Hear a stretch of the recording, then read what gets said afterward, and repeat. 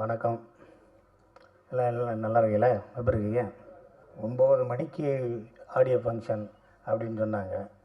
அது தமிழ் சினிமாவில் நடக்குமா? அப்படி கொஞ்சம் கொஞ்சம் சுகர் மாத்திரையெல்லாம் போட்டுட்டு ஒரு 11 தான் நடக்கும். இந்த மயிலாஞ்சி இந்த படத்தை பற்றி என்ன பேசுகிறது அப்படின்னு இங்கே மேடையில் இருக்கிற எல்லா பெரியவங்களுக்கும் என்னோடய முதற்கண் வணக்கத்தை சொல்லிக்கிறேன். ஒவ்வொருத்தரையும் பற்றி பேசணும்னா நான் 5 வரி பேசுவேன், 10 வரி பேசுவேன், 15 வரி பேசுவேன், 20 வரி கூட பேசுவேன். ஆனால் அடுத்தவங்கெல்லாம் பேசணுங்கிறதுனால வணக்கத்தை சொல்லிட்டு மற்ற விஷயங்கள் பேசிடுவோம்.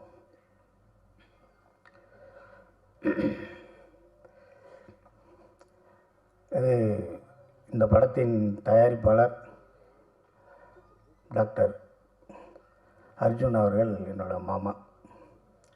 பிரசாத்தில் ஆரம்பித்தது இப்போ தேட்டர் கமலா தேட்டர் வரைக்கும் வந்துருச்சு. வாழ்த்துக்கள் மாமா.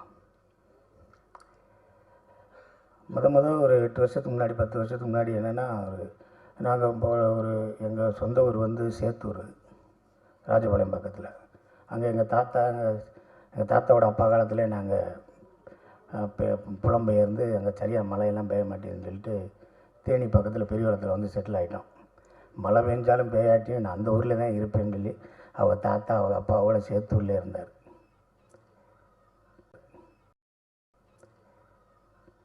அவங்க அப்பா தமிழ்நாடு டிரான்ஸ்போர்ட் கார்பரேஷனில் ஒரு டிரைவர். எங்கள் அப்பா தமிழ்நாடு டிரான்ஸ்போர்ட் கார்பரேஷனில் ஒரு கண்டக்டர். எங்கள் தாத்தா அதே டிரான்ஸ்போர்ட் கார்பரேஷனில் டிரைவரு. எங்கள் சித்தப்பா எலக்ட்ரீஷியனு. எங்கள் இன்னொரு சித்தப்பா அவர் வந்து ஃபோர்மேன். நாங்கள் ஒரு 4 பஸ் வச்சுருந்தோம். அதை வந்து டிவிஎஸ் கொடுத்தோம். டிவிஎஸ் தமிழ்நாடு எடுத்துருச்சு. அதனால் அவங்க கொண்டு போய் தமிழ்நாட்டில் இவங்க இந்த பஸ்ஸை கொடுத்துருக்காங்க, அதனால் அவங்களுக்கு வேலையை போட்டாங்க அப்படின்னு சொல்லி டிவிஎஸ் ரெக்கமெண்ட் பண்ணி அப்படியே தமிழ்நாடு கார்பரேஷனில் அந்த பஸ்ஸில் இருந்தோம். ஒரு சாதாரண டிரைவரோட பையன் பயங்கரமாக படித்து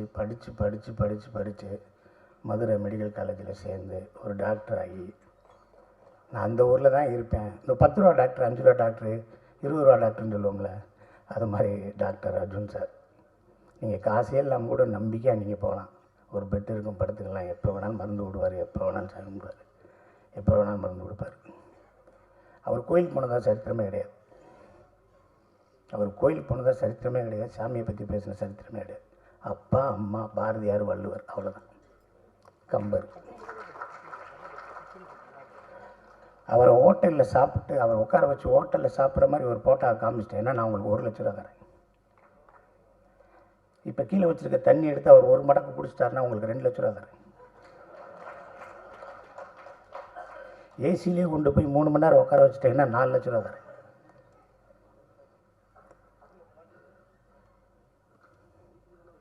எதுவுமே செய்யாது. ஒரு சாதாரண மனிதனை மாதிரி ஒரு ஒரு ஒரு சாதாரண மனிதனே கிடையாது. இப்போ ஒரு காமெடி அவர் வார்த்தையில் வருதில்ல, அவங்கெல்லாம் மனித இனத்துக்கு அப்பாற்பட்டவர்கள்னு சொல்லுவார்ல, அது மாதிரி அவரோட தனி மனித ஒழுக்கம் வந்து அவரை மிகப்பெரிய லெவலுக்கு கொண்டு போயிருக்கு. இப்போ கூட நேற்று சென்னையிலேருந்து வந்திருக்காரு, இது சேத்தூர்லேருந்து வந்திருக்காரு. எனக்கு தெரிஞ்சு நேற்றே தயிர்ச்சோறு புளிச்சோறு கட்டி வந்திருப்பாருன்னு நினைக்கிறேன். எங்கேயுமே சாப்பிட்ருக்க மாட்டார், இனிமேலும் சாப்பிட மாட்டார். நீங்கள் ஏதாவது ஒரு அன்பாக ஏதாவது கொடுத்துருங்க, காய் வாங்கி வச்சுட்டு பின்னாடி வச்சுக்கிறார், அதுக்கப்புறம் யார்கிட்டயா கொடுத்துருவார். 8 வருஷத்துக்கு முன்னாடி 10 வருஷத்துக்கு முன்னாடி என்னை பார்க்குறாரு. நான் என் குலதெய்வம் கோயிலுக்கு போகிறேன். என்கிட்ட வந்து மாமா எனக்கு ஒரு படம் பண்ணுங்க அப்படின்னாரு. பண்ணிடுவோம் மாமா. எவ்வளோ செலவாகும் அப்படின்னாரு. இவ்வளோ ஆகும் அப்படின்னா சரி மாமா பண்ணிடலாம். கையில் எங்கள் மாமா என்கிட்ட ஒரு கதை சொல்லுவார். மாமா இந்த கதை வந்து அப்படி இருக்கு மாமா, இப்படி இருக்குன்னு 4 வருஷமாக பேசுகிறோம். இல்லை மாப்பிள்ள, அது வந்து கண்ணை பார்க்குது, காதை பார்க்குது, மூக்கை பார்க்குது, காலை பார்க்குறான், அப்படியே பின்னாடி தான் பார்க்குறேன், ஆனால் மூஞ்சியை பார்க்கல மாப்பிள்ள. மாமா ரொம்ப குழப்பறீங்க மாமானே. அப்படியே போச்சு. எனக்கே நல்லதாக தெரிஞ்சு மாமாவை வந்து நான் ஒரு சினிமாவை கூப்பிட்டு வந்து மாமாவுக்கு ஏதோ நல்லது நடந்துச்சுன்னா ஓகே, மாமாவுக்கு ஏதாவது ஒன்றுச்சுன்னா சிங்கப்பள்ளி கரெக்ட் பண்ணி டாக்டர் காலி பண்ணிட்டான்னு சொல்லிடுவாங்க. ஆக நான் லேட் பண்ணது கூட மாமாவுக்கு நல்லது. மாமா வந்து படம் எடுக்கிறேங்கிறாரு, நான் எடுக்கலை. ஆனால் ஏன் எடுக்கலைன்னா அவர் சொன்ன கதையை நான் பண்ணாதனால நான் எடுக்கலை. ஆனால் அஜயன் பாலாவை சந்திக்கும்போது அஜயன் பாலா சொன்ன கதையை கேட்டிருக்காரு, அதை தான் எடுக்கிறாரு. அப்போ என் மாமா மேலே எனக்கு கோபம் வருமானமானதா. ஆனால் இருந்தாலும் இந்த மயிலாஞ்சிக்கு அவர் சேர்த்த ஒரு கூட்டணி இருக்க, செலியன், ராஜா சார், ஸ்ரீகர் பிரசாத் இப்படிங்கிற ஒரு மிகப்பெரிய கூட்டணி இருக்குது. இந்த கூட்டணிக்கு வந்து மாமா வந்து எவ்வளோ தூரம் சினிமாவை நேசிச்சுன்னா இந்த கூட்டணிக்கெல்லாம் நல்லது சொல்லுவார் அப்படின்னு ஒரு விஷயம் இருக்குது. சினிமாவை அதிகமாக நேசிக்கிற ஒரு கேரக்டர் அவர், ரொம்ப அதிகமாக நேசிப்பார். நான் அவரை பார்த்தேன்னா, மாமா மண்டவலிக்கு என்ன மருந்து கொடுக்குறைய, கை கால் வலுப்புக்கு என்ன செய்கிறது, தூக்க இல்லைன்னா என்ன செய்யலாம், தண்ணி அடிக்காமல் இருக்க என்ன செய்கிறது, அப்படி இப்படிலாம் நம்ம கேட்போம். ஆனால் அதுக்கு முன்னாடி மாப்பிள்ளை ஒரு படத்துக்கு எவ்வளோ லென்த் இருக்கும், இந்த சீனை எப்படி எடிட் பண்ணுறாங்க, இந்த சீனை எப்படி டப் பண்ணுறாங்க, இந்த விஷுவல்ஸ் எல்லாம் எப்படி பண்ணுறாங்க, இது எந்த கேமராவில் எடுக்கிறாங்க, என்ன ஏது அப்படிங்கிறத டெய்லி கேட்டுகிட்டே இருப்பார். எங்கள் வீட்டிலே சொல்லுவாங்க, எவ்வளோ நேரங்க 1 மணி நேரமாக ஒரு ஆள் கூட பேசுவீங்க, யார் கூட பேசுவீங்க அப்படின்னா, தயாரிப்பாளர் டாக்டர் அர்ஜுன் அவர்களோட தான் பேசுவார். நைட்டு 10 மணிக்கு பேச ஆரம்பித்தா 11 மணி வரைக்கும் 12 மணி வரைக்கும் பேசுவார். நிறையா பேசுவோம். மாமாவை எப்படியாவது சினிமாவில் இழுத்து விடணும் போது அப்படின்னு சொல்லிட்டு காதல் பச்சா முத்துராமலிங்கங்கிற படத்தில் ஒரு ஜட்ஜு கேரக்டர் முத்தியாட்டை சொல்லி, வாங்க மாமா அப்படின்னேன். எப்போ மாப்பிள்ள வரணும்னார். 5 மணிக்கு வாங்க மாமா காலையில், நீங்கள் அங்கேருந்து வரணும், அப்படி கொஞ்சம் லேட் ஆகிடும், வாங்க உங்களுக்கு தான் ஃபர்ஸ்ட் ஷாட் இருக்குன்னு 5:30 வந்துட்டார். நம்ம ஆளுங்க மதியானம் தான் எடுத்தாங்க, ஒரு 1:30 மணிக்கு தான் எடுத்தாங்க. மாப்பிள்ளை 5 மணிலேருந்து வந்துருக்கேன்னு, மாமா சாப்பிடுங்க மாமான்னு. அப்புறமேல் டப்புன்னு போய் காருக்குள்ளே உட்காந்து அது ஒரு டிஃபன்லேருந்து அதை சாப்பிட்டார். நீங்கள் சாப்பிடலையா மாப்பிள்ளன்னு மாமாவை கூப்பிட்டு போனேன். போனோடனே அதில் தோசை ஊற்றிருந்தாங்க. தமிழ் சினிமாவில் இப்போ புதுசாக ஒன்று வந்துருக்குல்ல, லைவாக தோசை ஊற்றுறது, லைவாக இட்லி ஊற்றுறது, லைவாக பூரியை போடுறது. சின்ன சின்ன தோசையாக போட்டாங்க. என்ன மாப்பிள்ளை, என்ன மாமா சின்ன தோசையாக இருக்குது, சினிமாவில் ஒருத்தன் வளர்ந்துட்டான்னா அந்த எல்லா சாப்பாடுமே சிறுசாயிரும். பெரிய இட்லியை போட்டாங்கன்னா அவன் இன்னும் சின்ன டெக்னீஷியனாக இருக்கணும். ஏன்னா பெரிய இட்லியை பெரிய டெக்னீஷியன் கடிக்க முடியாதான். அதனால் சின்ன இட்லியை போய் சின்ன தோசையை போட்டான்னா பெரிய ஆள் தான் சின்ன தோசையை போடணும். மனுஷன் பெருசாக சினிமாவில் பெருசாகிறேன்னா அவன் கேரியர் திறந்து பண்ணால் இட்லியிலே சின்ன இட்லியாக இருக்கும். ஏன்னா அவர் கடிக்க மாட்டார், ஏன்னா அவர் வேறு வேலை இருக்குது, வேறு என்ன வேலை இருக்குன்னு தெரியல.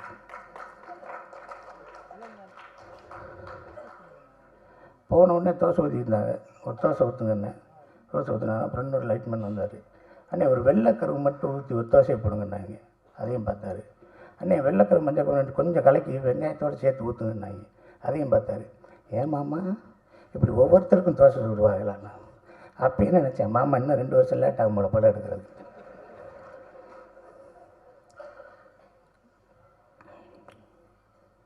அப்புறம் எங்கள் மாமா வந்து 2 மணி நேரம் பேசுவார்.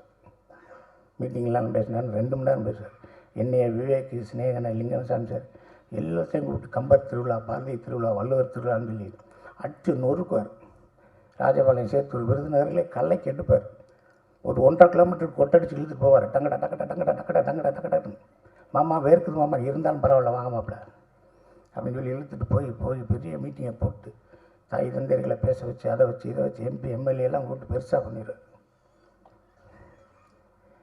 ஆனால் எங்கள் மாமாட்ட ஆரியாவை பார்த்து இன்னும் ரெண்டு தடவை வாய்தாக்கு வரலன்னு வச்சுக்க, உன்னை தூக்கி உள்ளே வைப்பேன், உன்னை தூக்கி உள்ளே வச்சுருவேன் தெரியுமா அப்படின்னு சொல்லணும்.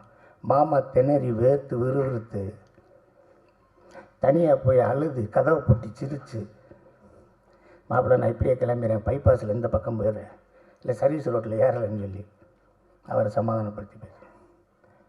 இந்த படம் அவருக்கு வந்து எங்கள் செல்லியன் சார் சொன்ன மாதிரி அர்ஜுனன் பேர் 10 அர்ஜுனன் பேர் 10ங்கிற மாதிரி. மாமா எல்லா விஷயங்களுமே கஷ்டமான விஷயங்கள், எல்லாமே கஷ்டமான விஷயம், எதுவுமே ஈஸி இல்லையா? உங்களுக்கு தெரியாதா? வந்தோடனே ஒரு ஆளுக்கு ஒரு ஊசி போட்டு எல்லாம் காமிச்சிங்க. கொஞ்சம் எரியா, 4 நாள் எரியா, 2 ஊசியை போடியா, பேசாமல் எரியா, கை கால் கட்டுப்படியா, ஒரு நாள் கஞ்சி விடியா, ஒரு நாள் பார்லி அரிசி போடியா அப்படின்னு சொல்லித்தானே நீங்கள் சௌகரியப்படுத்தினீங்க. அதே மாதிரி தான் மாமா இது. நீங்கள் வந்து கொடுதி கொடுது வறுமை கொடுது, இளமையில் வறுமை கொடுதுன்னு ஒன்று இருக்குல்ல, அது மாதிரி நீங்கள் முதல் படத்திலே இவ்வளோ சிரமப்பட்டிருந்தாலும் அதை உங்களை மிகப்பெரிய பக்குவப்படுத்தும்.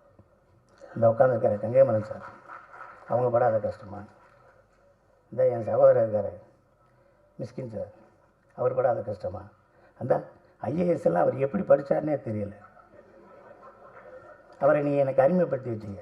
அவரை கொரோனா காலத்தில் நான் படுத்தின பாடு உங்களுக்கு தெரியுமா? அவர் படுத்தின பாடு தெரியுமா உங்களுக்கு? எவனோ ஒரு டிஜிபிட்ட என்னென்ன கேட்பான். நான் ஃபோன் பண்ணி கேட்டு, அர்ஜுனா சார் மறுமையை பேசுகிறேன் சிங்கப்பள்ளின்னு. சொல்லுங்கள் என்ன செய்கிறீங்கண்ணே? அது கிடைக்குமாண்ணே? ஷாக் ஆகிட்டார். சிங்கப்பள்ளியாக பேசுகிறது நானே தான். இது இந்த வாய்ஸை கூட ரெக்கார்ட் பண்ணி வீட்டுக்கு அனுப்புங்க, அவர் வாய்ஸான்னு செக் பண்ணிக்கோங்கண்ணா. என்னை சென்னையில் வேலை பார்க்க விடுங்க, காவல்துறையில் லாண்ட் ஆர்டரில் இருக்கேன்னாரு. அவரை விடவே இல்லையா? என் நம்பரை பிளாக் பண்ணுற வரைக்கும் அவரை டிஸ்டர்ப் பண்ணி படித்து எடுத்து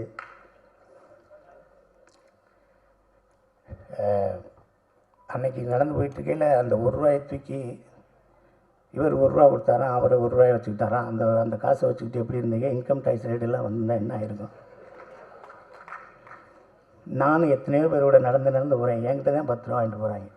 எனக்கு ஒருத்தன் கூட காசு கொடுக்கல. தமிழ் சினிமாவில் ஒரே ஒரு விஷயம், பெரிய இயக்குநர்கள்ட்ட இருந்தால் படம் கிடைக்கும். அடுத்து எங்கள் அன்னை சீமான் என்னை வீட்டில் வெங்காயம் உரிச்சா படத்தில் டைரக்டர் ஆகிடலாம். நீங்கள் ஒன்றுமே வேணாம்.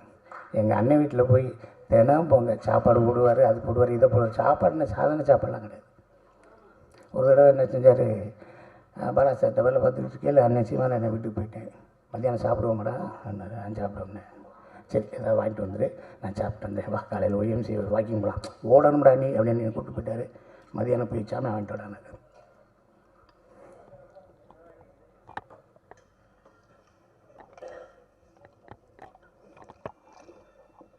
நான் போய் கடைக்கு போய் 1 கிலோ அரிசி, 2 ₹10 பாக்கெட்டு தயிர் பாக்கெட்டு, ஒரு 4 முட்டை, ஒரு 1/4 கிலோ வெங்காயம், ஒரு 200 சிக்கன் வாங்கிட்டு வந்து அண்ணே சமைக்கலாம்னே. ஏடா தம்பி நீ இப்படி லூஸ் பேலாக இருக்க? இப்போ 11 மணிக்கு வந்துடுவாங்கடா தம்பியெல்லாம், போடா முதல் நான் சொல்கிறத எழுதுறான்னு. ஒரு 60 முட்டை,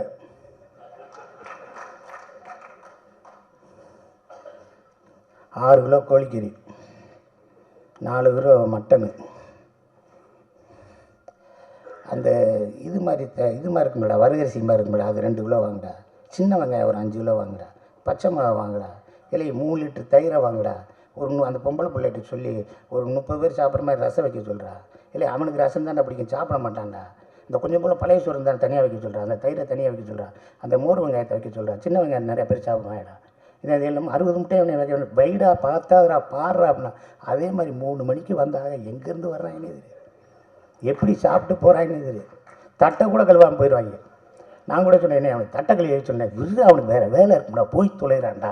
தட்டு தான்டா நம்ம கழுவும்டா. அதையும் OMC போன உடற்பயிற்சியாக நினச்சிக்கோம்டா. விட்றா போனேன்னா நாமத்துக்குமாரிலேருந்து அத்தனை பாடலாசியில் வருவார், அத்தனை இயக்குனர் வருவார், அத்தனை ஒளிப்பதிவாக வருவார். நீங்கள் எங்கேயும் போய் ஒவ்வொருத்த வீட்டு கதவை தட்டி வாய்ப்பெல்லாம் கேட்கணும். அன்னை வீட்டில் உட்காந்துக்கிட்டே இருந்தாலே வாய்ப்பு வந்துடும். அந்த மாதிரி ஒருத்தர் எங்களுக்கு கிடைச்சது. நாங்கள் சென்னையிலே இருந்து போராடி வர்றதுக்கான ஒரு வாய்ப்பாக இருந்துச்சு. அண்ணனை பற்றி அண்ணனும் செல்லியனும் அப்படியே கோடம்பாக்கத்துலேருந்து அப்படியே நடந்தே போவாங்க. வாய்ப்பே வரலன்னு செல்லியன் சார் சொன்னான். நான் சொல்லிடலாமா? செல்லியன் சார் சொல்லிடலாமா? ஐயோ ரொம்ப கஷ்டமாக இருக்குமே. நம்ம ஒரு பெண்களாக பிறந்திருந்தா வாய்ப்பு கிடச்சி பெரிய ஆள் ஆகிருக்குமோ, நடிகை ஆகிருக்கலாமா அப்படின்னு எங்கள் அண்ணன் கேட்டிருக்காரு. அதுக்கு செல்லியன் இருக்கும் அப்படின்னானா. அதுக்கு எங்கள் அண்ணன் சொல்லியிருக்காரு, நீங்கள்லாம் பெண்ணாக பிறந்தா செவப்பாக பிறந்துடுவேன், நல்லா பிறந்தேன் கருப்பாக பிறந்துடுவேன், அப்பயும் எனக்கு பிரச்சனைண்டா அப்படின்னு. இதெல்லாம் மயிலாஞ்சி ஷூட்டிங் அப்போ தனியாக நின்று பேசிக்கிறீர்கள். நாங்களாம் சிரிச்சுக்கிட்டு இருப்போம். செகண்ட் ஷூட்டில் போகையில் என்ன சிரிக்கிறீங்கன்னு கேட்டுக்கிட்டே இருப்பாங்க. ஸோ அவர்களுக்கும் அவர்களுக்கான பந்தம். ஒரே அறையில் ஒரு நாள் 10 நாள் பேசலாம், 20 நாள் பேசலாம், 2 மாதம் பேசலாம், 3 மாதம் பேசலாம். 4 வருஷம் 5 வருஷம் 6 வருஷம் பேச முடியுமா? எங்கள் அண்ணன் சீமான் அண்ணன், Chezhiyan sir, director Bala sir, Arthur Wilson, Jeyamohan, Ramakrishnan, இப்படியே உட்காந்து பேசிக்கிட்டே இருப்போம். 100 படம் பார்த்து ஒரு நல்ல படம் எடுக்க முடியாது. ஒரு படத்தை 100 தடவை பார்க்கணும்டான்னு எங்கள் அண்ணன் தான் சொல்லுவார். ஓடுன ஒரு நல்ல படத்தை 100 தடவை பாடுறா. நல்ல படத்தை பாடுறா. இங்கே அந்த ஃபெஸ்டிவல் போகிறது, அந்த ஃபெஸ்டிவல் தூக்கி எறியல. ஒரு படம் பாடுறா. உலகத்தில் சத்யஜித், ஜேம்ஸ் காமரூன், அவன் இவெல்லாம் சொல்லாதடா. இந்த பக்கத்தில் உட்காந்துருக்கேன்டா தம்பி பாலா பேரை சொல்கிறா, பாலுமேந்திர சார் பேரை சொல்கிறா, பீம்சிங் பேரை சொல்கிறா, பால் நீலகண்டன் பேரை சொல்கிறா, இல்லை டைரக்டரா, பெரிய டைரக்டரா எம்ஜிஆர் பேரை சொல்கிறா. அப்படி தான் சொல்லுவார்.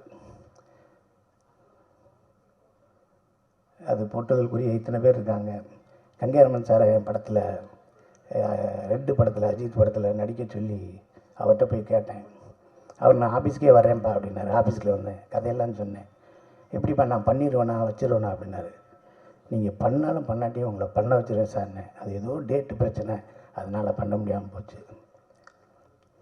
எங்கள் அண்ணன், சாரி என் சகோதரன், என் மூத்தவர், மதிப்புக்குரிய போற்றுதலுக்குரிய மிஸ்கின் சார், நான் 12 மணிக்கு ஐ லவ் யூ சொல்கிற ஒரே ஆள் அவர் தான். கேட்பார், என்ன சாப்பிட்ட அதை மட்டும் சொல்லும்பார். இல்லைடா 12:30 மணிக்கு பேசுகிறீங்களே அதான் அப்படிம்பார். என்றைக்காவது ஒரு இடத்துல போய் கற்றுக்கலாம் அப்படின்னு போகும்ல, அது மிஸ்கின் சார் தான். நான் சைக்கோவில் பண்ணேன். ஒரு சைக்கோவில் அந்த த்ரில்லர் கேரக்டரை விரட்டி போகையில், என்னை காரை விட்டு இறங்க போகையில் ஒரு சின்ன சீக்வன்ஸ் சைலண்ட்டாக இருக்கும். அப்போ தேட்டர் ஆடியன்ஸ் எல்லாம் கற்றுனாங்க, சிங்கப்புலி இறங்கிறாத உன்னை கொன்றுவான், சிங்கப்புலி இறங்கிறாத கொன்றுவான்னாங்க. நான் இறங்கினேன், அதே மாதிரி அந்த சீக்வன்ஸில் என்னை காலி பண்ணிடுவாங்க. அப்போ சொன்னாங்க தேட்டரில், இறங்காத கொன்றுவான்னு சொன்னேன், இறங்காத கொன்றுவான்னு சொன்னேன்னு சொன்னாங்க. அதே ஆளுக்கு தான் 2.5 வருஷம் கழிச்சு மகாராஜா படம் பார்த்தாங்க. படம் பார்த்துக்கிட்டு இருக்கையில் என்னை பற்றி தெரிஞ்சோன்னே, இன்னமாடா நிற்கிற அவனை கொள்றான்னு.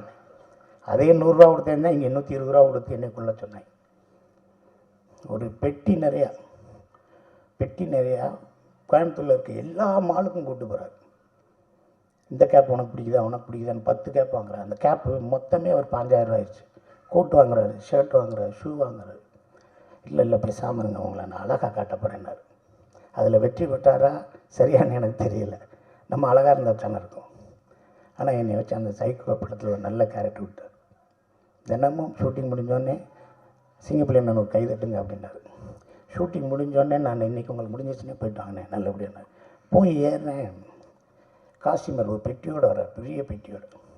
நான் போட்டிருந்த பேண்ட்டு, சட்டை, டிஷர்ட்டு, ஷார்ட்ஸு, கீட்ஸு, கேப்பு இப்போ எல்லாத்தையும் வச்சு அண்ணன் உங்களுக்கு கொண்டு போய் சொன்னார்னாரு. இல்லை சார் ப்ரொடக்ஷன் ஹவுஸ் ஆரம்பிச்சிட்டாரு, அவருக்கு நிறைய தேவைப்படும், அவரை வச்சுக்கிற சொல்லுங்கள். எனக்கு வேணாம், ஒரு அடையாளத்துக்கு 2 சட்டை எடுத்துருவாங்க. இல்லை சார் அவர்கிட்ட பேச முடியாது சார், காரில் ஏறி போயிட்டே இருங்க என்ன. இந்த ஒவ்வொரு நிகழ்வும் தான் நம்மளை சினிமாவில் இன்னமும் இருக்க செய்யுது. இந்த படத்தை எடுத்த தயாரிப்பாளர் அர்ஜுன் சார் அவர்களுக்கு, எங்கள் மாமா அவர்களுக்கும் எல்லாருக்கும் நான் நன்றியை சொல்லிக்கிறேன். லால்குடி இளையராஜா இந்த படத்தில், நாடு படத்தில் வேலை பார்த்தோம், இந்த படத்தில் வேலை பார்த்தோம். எனக்கு தெரிஞ்ச இளையராஜா, லால்குடி இளையராஜா நேர்மையின் மறுவுருவம். ஏதாவது ஒரு விஷயத்தை சொல்லி அந்த செட்டை போடுங்க, இந்த செட்டை போடுங்கன்னா, இந்த செட்டுக்கு இவ்வளோ தான் ஆகும், நீங்களே செலவழிங்க, நீங்களே பார்த்துங்க, எனக்கு 5 பைசா தேவையில்லை அப்படின்னு சொல்லக்கூடிய ஒரு மிகப்பெரிய ஆள். எங்கள் அண்ணன் தனஞ்சய அண்ணன், ஆர் விஜயகுமார் சார் அவர்களுக்கும், பேரரசு அவர்களுக்கும், எல்லாருக்கும், அம்மா அவர்களுக்கும் எல்லாருக்கும் நன்றியை சொல்லிக்கிறேன். இந்த படத்தை ஊடகவியல் எல்லோரும் சேர்ந்து ஒரு நல்ல நிலைக்கு, ஒரு உன்னதமான ஒரு விஷயமாக கொண்டு போங்க. எழுத்தாளர் கல்கி சொன்ன மாதிரி ஒரு நல்ல விஷயத்தை எல்லாரும் பார்க்கணுங்கிறதுக்காக நல்லபடியாக எழுதுங்க. ஒரு கெட்ட விஷயத்தை எல்லாருக்கும் போய் சேரக்கூடாதுங்கிறதுக்காக அதுக்கு பொங்கி எழுந்து கூட தவற சுட்டி காட்டுங்க என்று சொல்லி இந்த வாய்ப்புக்கு நன்றி கூறி அமர்கிறேன். நன்றி, வணக்கம்.